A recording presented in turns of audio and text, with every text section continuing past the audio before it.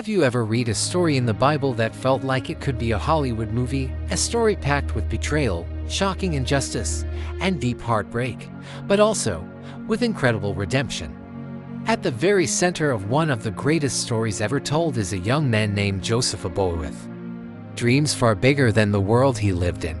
Joseph is just 17 years old.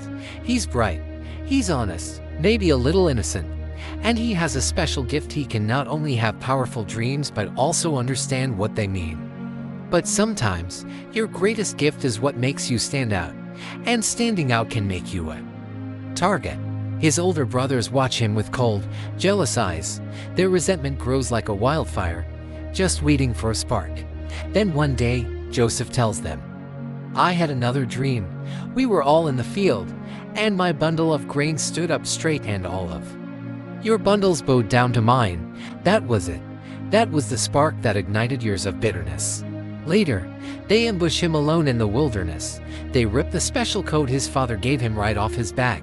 They throw him into an empty pit, and while Joseph is down there, pleading for his life, his brothers just sit down and eat a meal.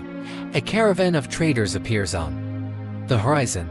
The sound of silver coins jingles in the air. And in that moment, the brothers make a decision that will haunt them for the rest of their lives. Let us just sell him. Joseph is dragged away in chains, not knowing if he will ever see his home or his father again. Egypt rises before him, a land of massive, intimidating, unfamiliar sights. He's sold as a servant in the house of Potiphar, one of Pharaoh's highest officials. And here, something miraculous begins to happen. Everything Joseph touches succeeds.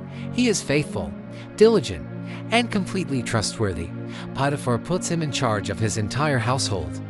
But then comes the lie, a false accusation, a devastating trap that he never saw coming. For doing the right thing, Joseph is thrown into the royal prison, chains clamped on a man who had done absolutely nothing wrong.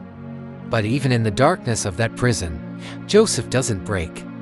He holds onto his faith. He interprets dreams for two of Pharaoh's servants who are imprisoned with him. One, he says, will be restored to his position. The other will not survive. As the first man is about to be released, Joseph begs him, "Please, remember me when you stand before Pharaoh." But he is forgotten. 2 long, silent years pass by.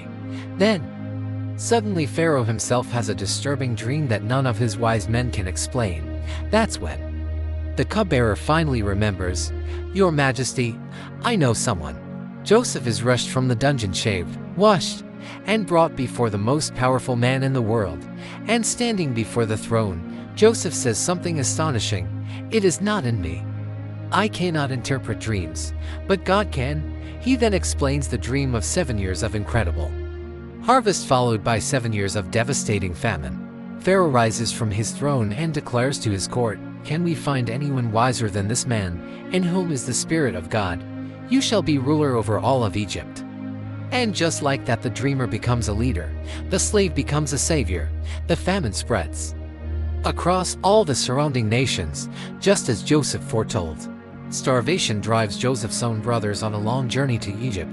Desperate to buy grain, they stand before the powerful prime minister, bowing low, never recognizing the little brother they sold into slavery all those years ago. But Joseph recognizes them instantly. Instead of taking revenge, he tests their hearts, and he sees that they are no longer the same cruel men. They have changed.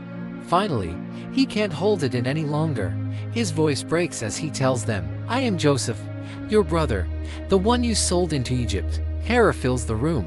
They expect punishment, but instead, Joseph speaks the words that turn decades of pain into a lifetime of healing. "You meant it for evil against me, but God meant it for good." He embraces his brothers.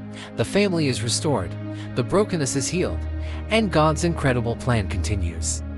Joseph's life stands as powerful proof of this one amazing truth. Where people see a dead end, God sees a destiny. When one door closes, God is preparing to open a better one. When others try to break you, God uses it to build you up stronger. And when life makes absolutely no sense, God is in the background, writing a much bigger, much better story. Joseph didn't rise to greatness despite his suffering. He rose to greatness through it. Thanks for watching. If this story encouraged you, please like this video and subscribe for more.